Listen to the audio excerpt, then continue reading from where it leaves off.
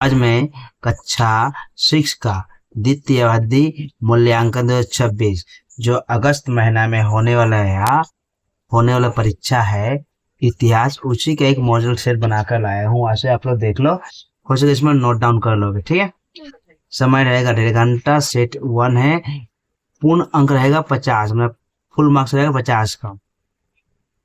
ये 10 नंबर का रहेगा। बहुविकल्पीय प्रश्न, मल्टीपल चॉइस क्वेश्चन। प्रारंभिक वैदिक काल के इतिहास को समझने के लिए मुख्य स्रोत क्या है? जिंदावेस्ता, महाकाव्य, ऋग्वेद या कुरान? सही उत्तर होगा ऋग्वेद। जैन धर्म में कुल कितने तीर्थकार है? तीर्थकार है तो 23, 24, 25 या 26? सही उत्तर होगा 24 तीर्थंकार है। अब देखो, दक्षिण भारत का एकमात्र महाजनपद था। दक्षिण भारत का एक महाजनपद है, एकमात्र महाजनपद कौन सा है? अवंती, कंबोज, बस्त या अस्मक? अस्मक, तो उत्तर होगा अस्मक। चाइना, भारत के प्रथम साम्राज्य का नाम बताओ। मौर्य समाज, गुप्त समाज, शुंग समाज या कुषाण समाज? सही उत्तर होगा मौर्य समाज। अब देखो, भारतीय महाद्वीप में पहला सोने का सिक्का किसने चलाया? कुजुल कटफिसेस ने या बिम कटफिसेस ने या कनिष्क ने या अस्मक ने? तो उत्तर होगा बिम्स कटफिसेस ने। मेगालिथिस क्या है? पत्थर की गाड़ी या पत्थर की कब्र या पत्थर के खिलौने या पत्थर के घर? सही उत्तर है पत्थर की कब्र। अब देखो, इनमें से कौन सा असंगत है? नानाघाट, नासिक, करले या हम्पी गुफा शिलालेख? सही, इसमें से असंगत है ये। ठीक है, हाथी गुफा शिलालेख। तीसरा बौद्ध संगीत कहाँ आयोजित हुआ था? तीसरा जो बौद्ध संगीत है कहाँ आयोजित हुआ था? आयोजित माने होना। वैशाली, पाटलिपुत्र, राजगिरी या कश्मीर? सही उत्तर का पाटलिपुत्र। वास्तव में बौद्ध वृक्ष कौन सा वृक्ष है? वास्तव में बौद्ध वृक्ष कौन सा वृक्ष है? आम का, केला का, पीपल का या इमली का? सही उत्तर पीपल का। समुद्रगुप्त ने दक्षिण भारत के कितने राज्यों को पराजित किया था? 9, 10, 11, 12? सही उत्तर 12। अब देखो, अति संक्षिप्त प्रश्न उत्तर, वेरी शॉर्ट आंसर टाइप। ऋतुओं, श्रुति वेदों का दूसरा नाम क्यों? श्रुति वेदों का दूसरा नाम क्यों है? वेदों का दूसरा नाम श्रुति है क्योंकि उसे सुनकर याद रखा जा रहा था। पार्श्वनाथ किस राजकुमार के वंशज थे? पार्श्वनाथ बनारसी के एक राजकुमार के वंशज थे। ये देख लो किताब में, एक राजकुमार वंशज का कोई नाम होगा। ठीक है, ये आप लोग इसे देख लोगे।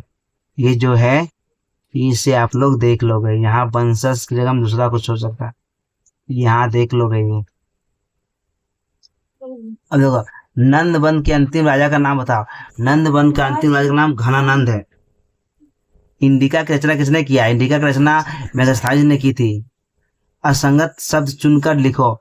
इनाम गांव, हस्तिनापुर, कौशाम्बी या श्रीवास्तव? तो इसमें सही होगा इनाम गांव। यह एक पुरातात्विक स्थल है जबकि बाकी तीनों प्राचीनतम नगर है। सत्य या असत्य लिखें। बौद्ध धर्म के प्रचार के लिए इस्तेमाल की जाने वाली मुख्य भाषा क्या है? संस्कृत थी। असत्य, बौद्ध धर्म के प्रचार के लिए मुख्य रूप से पाली भाषा का प्रयोग हुआ था।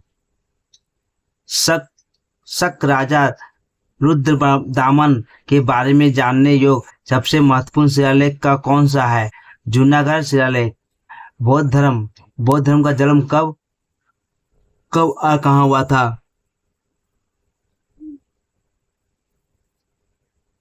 बौद्ध धर्म का जन्म 566 ईस्वी में कपिल वस्तु के निकट लुम्बिनी नामक स्थान में हुआ था। अशोक ने कलिंग पर आक्रमण कब किया? अशोक ने कलिंग पर आक्रमण 262-61 ईस्वी में किया था। आर्य परिवार का प्रधान कौन होता? पिता। ये हो गया हम लोग का कितना? 10, 20 नंबर का। और कितना नंबर का टोटल है? 50 नंबर का। ये कर देंगे हम लोग कितना? 8 नंबर। 2 या 3 वाक्यों में उत्तर। जैन धर्म में सही आस्था, सही ज्ञान, सही आचरण को त्रिनेत्र त्रिरत्न कहा जाता है। ठीक है, तीन रत्न कहा जाता है। मोक्ष प्राप्त के लिए तीनों का पालन तीनों का पालन अनिवार्य माना जाता है। साकरी किसे कहा जाता है, क्यों? गुप्त सम्राट चंद्रगुप्त द्वितीय को साकरी कहा जाता है। उन्होंने यह उपाधि इसलिए दी गई थी क्योंकि उन्होंने शंकों को हराकर पश्चिम भारत पर विजय प्राप्त की। महाजनपद किसे कहते हैं?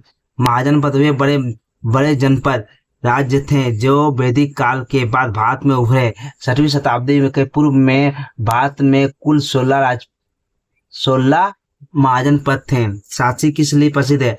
सांची बौद्ध स्तूप के लिए प्रसिद्ध है। ये विशेष रूप से महास्तूप से लिए गए अशोक ने बनाया था। यह स्थल मध्य प्रदेश में स्थित है और वहाँ बौद्ध कला और बौद्ध स्थापत्य का महत्वपूर्ण उदाहरण है। अब 16 नंबर 5 नंबर 16 महाजनपद में से सबसे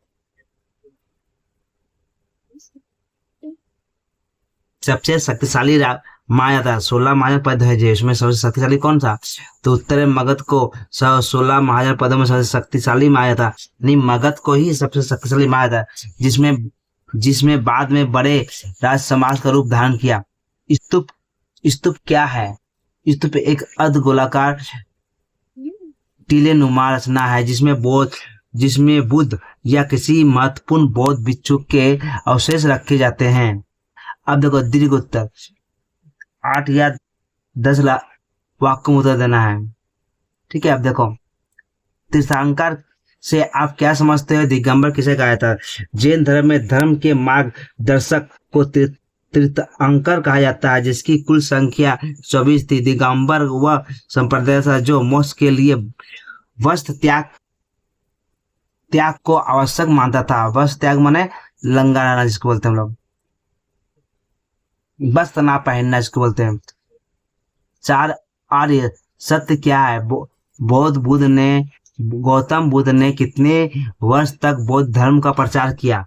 गौतम बुद्ध ने दुख उसके कारण है, दुख कारण उसके निवारण और मार्ग को 4 आर्य सत्य माना बताया है। ठीक है, लगभग कितने वर्ष पहले? 4500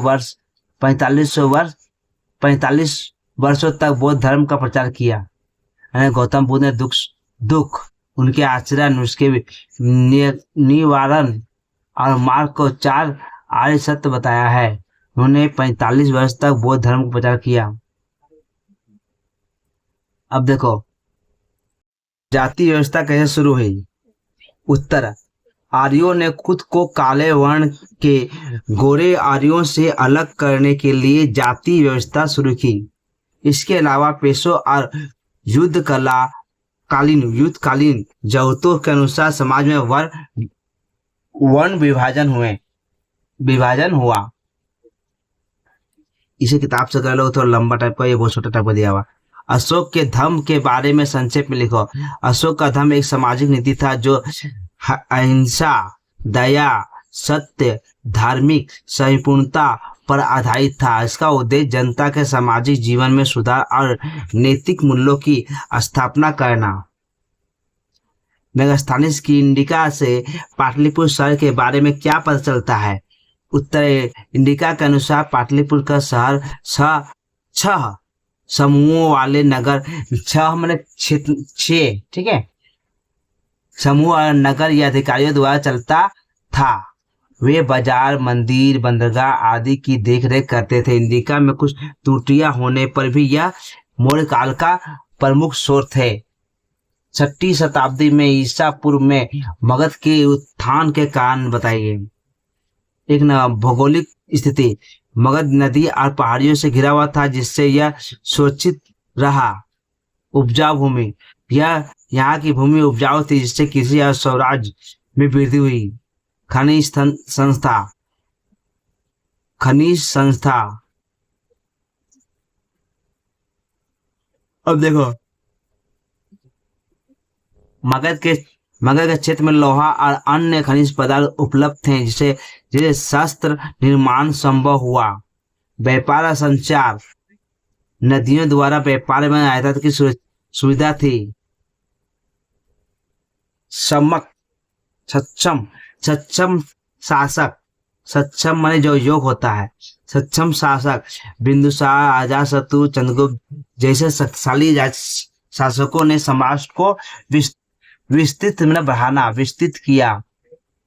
अब देखो, हर्षवर्धन की शासन प्रणाली की चर्चा कीजिए। हर्षवर्धन 600 ईस्वी में थानेश्वर का राजा बना, बाद में कनौज को अपनी राजधानी बनाया।